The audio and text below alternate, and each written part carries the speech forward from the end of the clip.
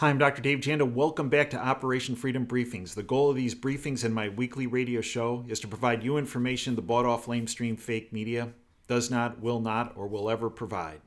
You can join us every Sunday. The show is live, the radio show, 2 to 5 Eastern. Go to davejanda.com, hit the Listen Live button in the upper right-hand corner. Great analysis, great guests. We're there for you. 2 to 5 Eastern on Sunday. We're also available 24/7 on this platform, our YouTube channel, where I upload one, sometimes two YouTubes a week. And in addition, we're available 24/7 at davejanda.com, both the free, the public side, where we upload information on a regular basis, and then the subscription side with our extra shows that I'll get into at the end of this video. We provide a service that I believe is very worthwhile and very cost effective. At 30 cents a day, I don't think you can beat it on the internet. Today, I want to focus on President Trump's counterattack, which is already melting the deep state's media tentacle. What started the melting process, I believe, was the Mueller Report being released to the public. Now, let's take this in sequence.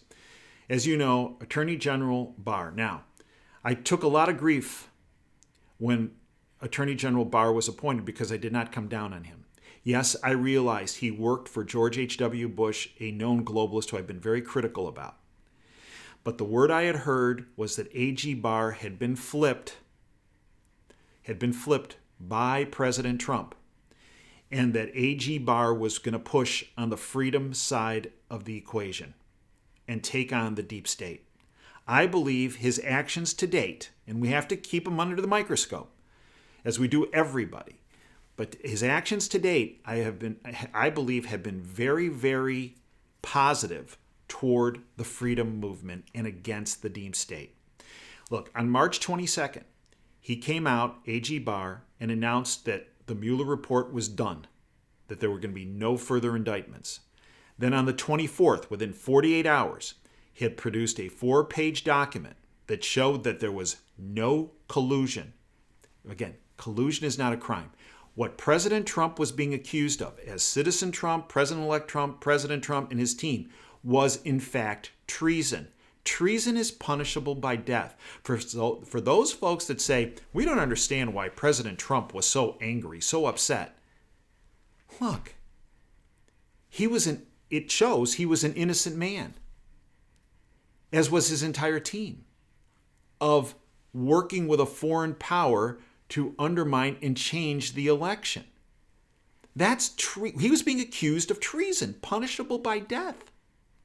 In fact, former director of the CIA, John Brennan, Clapper, the former director of national intelligence under Obama, had all expressed, and many others on the globalist platforms, CNN, MSNBC, NBC, CBS, ABC, PBS, had all accused President Trump, Citizen Trump, President-elect Trump, of, in fact, treason. And in that letter on March 24th, A.G. Barr said that Mueller and his team came to the conclusion that there was no collusion, in other words, no treasonous activity with Donald Trump, citizen, president-elect, or president, and his team. There was no crime. And in that letter, A.G. Barr stated, and on obstruction, after he and Rod Rosenstein reviewed the evidence from the Mueller team, they felt there was no evidence of obstruction. And in fact, Mueller's team did not indict, didn't even go to a grand jury looking for obstruction charges. Now, what the Rachel Maddows, the Anderson Coopers, the Wolf Blitzers of the world, the Morning Joes locked onto as well. Well, Mueller didn't exonerate President Trump. Let's get it straight. I mean, anyone who hangs their hat on that has no functional knowledge of the legal system. Prosecutors don't exonerate. I've spoken to many prosecutors at the state level and the federal level, and they all tell me the same thing. They've never exonerated anyone because it's not their job. Their job as prosecutors is to prosecute someone, to bring evidence forward to charge someone of a crime. And then that individual is brought to a court, and a jury of 12 people or a judge determines innocence or guilt, not exoneration. So this whole business that Nadler's bringing forward, well, Mueller didn't exonerate, so we have to... Look, he's a prosecutor. He and his team did not find evidence to even go to a grand jury. And remember what they say about grand juries. You can indict a ham sandwich at a grand jury because only one side is represented. The defense there is no defense. It's just one-sided argument. And that's how a grand jury issues an indictment. They didn't have the evidence. So what Barr's letter stated on March 24th was there was no crime and there was no obstruction. And what I've said before on this platform, if you don't have a crime, how can you obstruct justice? Well, the only way is that if you make it that you obstructed justice by thinking about doing so. And in fact, this became evident on April 18th when Attorney General Barr held his press conference and he issued the limited redactions to the Mueller report. Now remember, going into that press conference, it's going to be terrible. Everything's going to be blacked out. No, it was very limited, and it was really only limited. And remember, Trump's team had no input on redactions, none. Barr confirmed that. The only people that did were prosecutors from the special counsel's office, from the intelligence community, and the Department of Justice. And if there were ongoing investigations, grand jury testimonies, that's where the redactions occurred. It was a very clean report, much to the chagrin of the globalist puppets, so that they couldn't shoot their... Well, that doesn't mean they wouldn't shoot their mouth off. They did. I did a deep dive on this on our platform, on our WTF show, about the Mueller report, if you're interested. That's on the subscription side. I just put that up on Wednesday, the 24th. That's when it will go up. That's when it is up. Bottom line, there was no treason and there was no obstruction of justice. Now, look, one of the prosecutors, and I get into this with Sidney Powell, who's worked for 10 years in the Justice Department. Great person, one of our best litigators in our country on the appeals division. Sidney was a guest on mine on our subscription side on Insider Insight last week, and we go through this. But in particular, she points the finger at this Andrew Weissman character, who is on the right-hand person of Mueller. Weissman has a very nefarious track record of witness tampering, witness intimidation, charging people with crimes that don't exist, prosecutorial misconduct. This came into being when his prosecution of Arthur Anderson, which was involved in the Enron case, was taken to the Supreme Court. It was overturned based on Weissman's prosecutorial misconduct in a 9-0 decision. When was the last time the Supreme Court went 9-0 on anything? Well, they did on that one. So when you go through the Mueller report, it's evident that there's Weissman's work. He was trying to push for a thought crime on Trump. That, well, there was no crime. And, well, we don't have evidence that he obstructed justice, but he was thinking about it.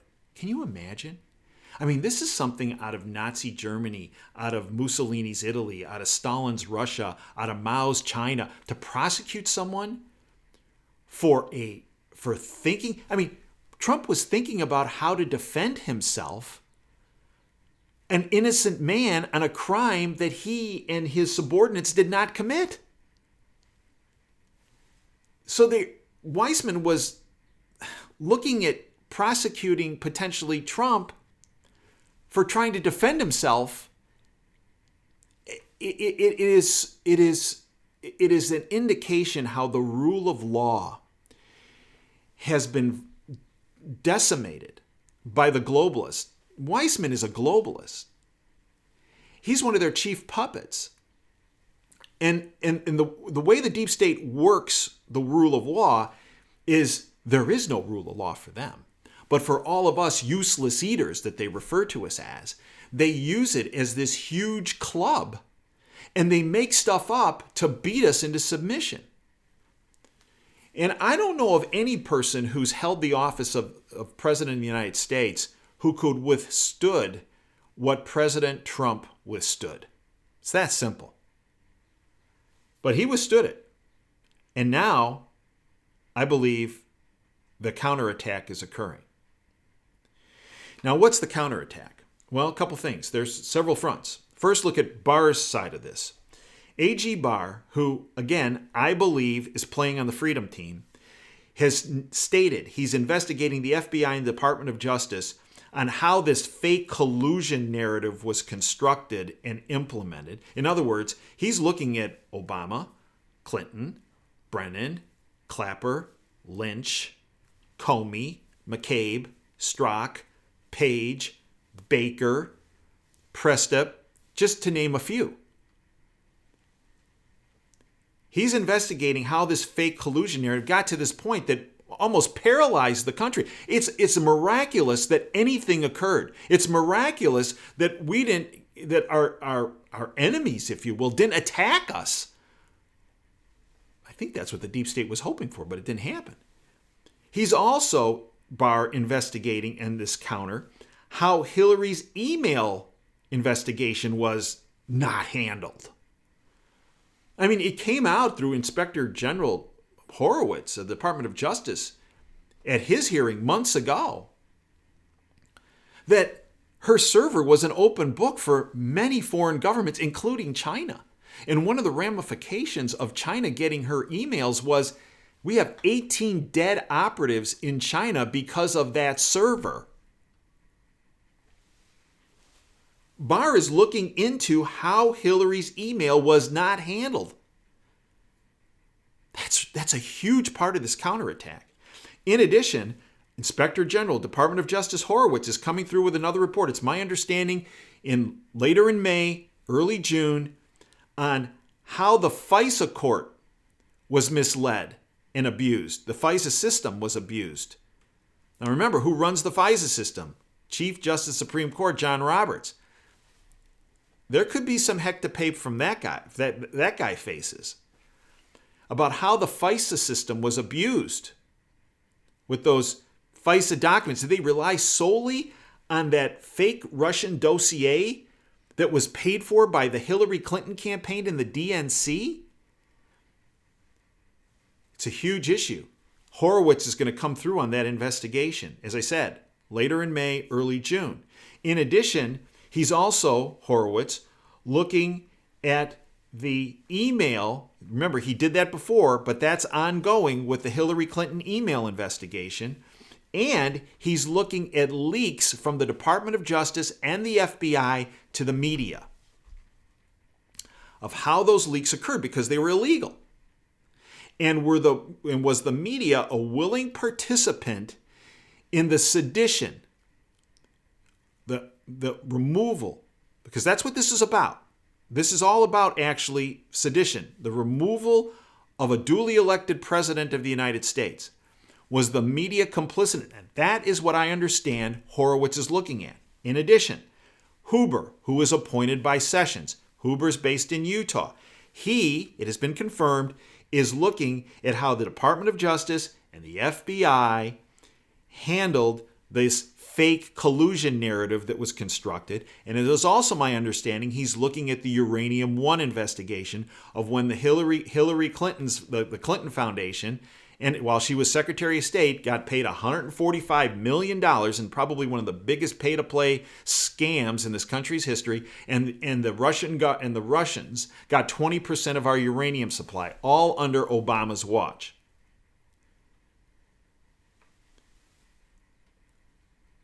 But we're already starting to see some of the ramifications of this counterattack that is occurring, and that is, look at what happened this past weekend.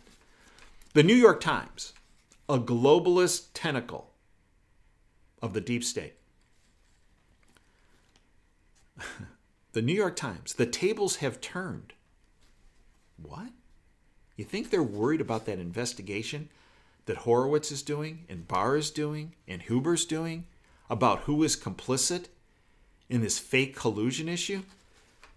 You think the New York Times is trying to get out in front of the story, kind of like McCabe tried to do with his book that backfired miserably, where he tried to get out there and say, I was just trying to do something good for the country?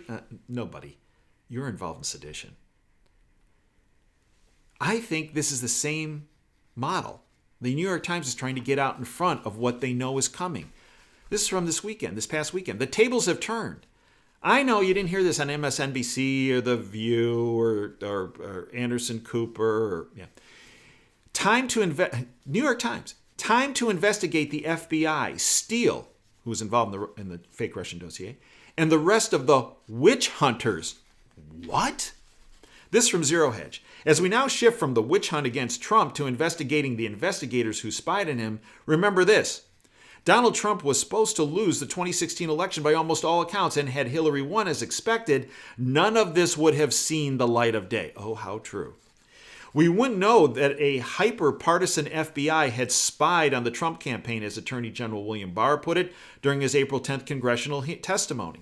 We wouldn't know that a Clinton-linked operative, Joseph Massoud, seeded Trump campaign aide George Papadopoulos with the rumor that Russia had dirt on Hillary Clinton, which would later be coaxed out of Papadopoulos by another Clinton-linked Australian ambassador, Alexander Downer, and that this apparent setup, entrapment, would be the genesis of the FBI's Operation Crossfire Hurricane operation against the Trump campaign. We wouldn't know about the role of Fusion GPS, the opposition research firm hired by Hillary Clinton's campaign to commission what? The Steele dossier. Fusion is also linked to the infamous Trump Tower meeting and hired Nellie Orr, the CIA-linked wife of Department of Justice, then number 4 employee Bruce Orr. Nellie fed her husband Bruce intelligence she had gathered against Trump while working for Fusion GPS, according to transcripts of her closed-door congressional testimony. And if not for the reporting by Daily Caller's Chuck Ross and others, we wouldn't know that the FBI sent a longtime spook, Stephen Halper, longtime deep state operative. Actually, he was very tight with George H.W. Bush. To infiltrate and spy on the Trump campaign after the Obama Department of Justice paid him over $400,000 right before the U.S. 2016 election out of more than $1 million he received while Obama was president. According to the New York Times, they're trying to get out in front of this. The tables are turning, starting with the Steele dossier. Here's what they said in the New York Times. The release on Thursday of the report by the special counsel Robert S. Mueller III underscored what had grown clearer for months. Clearer for months? The New York Times, the globalist syndicate, all their little puppets, whether they were in government or the media, derided all of us. That as we were conspiracy theorists, we were demagogued, we were threatened, we were harassed about speaking about how this was the collusion on behalf of Hillary Clinton, her campaign, the DNC, the globalist syndicate, the deep state, trying to remove a duly elected president of the United States. Now, these guys are saying that underscored what had grown clearer for months, that while many Trump aides had welcomed contacts with the Russians, as I said, all set up, remember what I just said before, some of the most sensational claims in the dossier appeared to be false. False. New York Times. And others were impossible to prove. This is exactly what all of us have been saying, a number of us in the alternative media, for over 2 years. And been threatened for it, for saying it. Mr. Mueller's report contained over a dozen passing references to the document's claims, but no overall assessment of why so much did not check out. How about they all were lying? They were paid to lie, to overturn the election. It's called sedition. Now the dossier financed by this is the New York Times, by Hillary Clinton's campaign, when we said that 2 years ago. That's conspiracy theory. No, it might be conspiracy, but it's conspiracy fact. It's conspiracy reality. Now the dossier, financed by Hillary Clinton's campaign and the Democratic National Committee, and compiled by former British intelligence agent Christopher Steele, who also had ties to the Russians, right, is likely to face new, possibly harsh scrutiny from multiple inquiries. Okay, I'll tell you what. Steele had contacts in Russia with Putin's people. Steele was hired through the DNC and Hillary Clinton's campaign. So who was colluding with Russia? Who?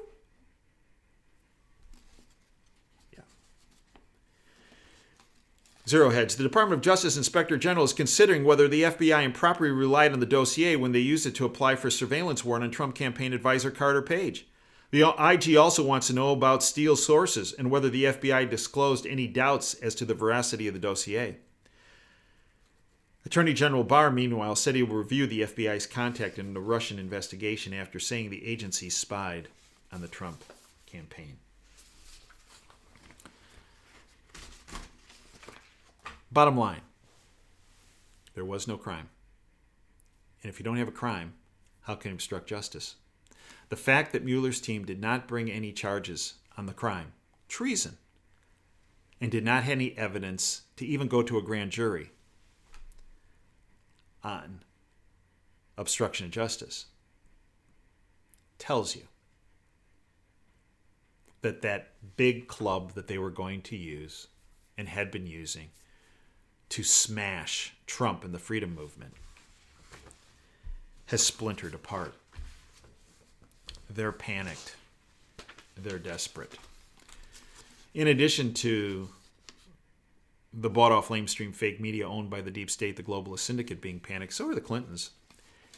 You'll not see this on CNN and MSNBC. NXIVM sex cult prosecutor have evidence of illegal Clinton campaign contributions for political influence. We've talked about NXIVM before. CNN, I know, MSNBC hasn't. Fox barely touches it. U.S. Attorney Richard Donahue asked a federal judge this past month for permission to present a mountain, as opposed to the no evidence on obstruction or on collusion with Trump, to present a mountain of new evidence in the NXIVM sex cult trial, including evidence of an illegal scheme to exceed contribution limits to a presidential primary campaign in the hopes of obtaining political influence to advance their own agenda. At the suggestion of a political operative who has since pleaded guilty to an unrelated New York State bribery charge also involving campaign contributions, the contributions were bundled and presented to the candidate at a fundraising event attended by conspirators. The filing continues. And whose presidential primary campaign did the group allegedly attempt to buy influence with? None other than Hillary Rodham Clinton.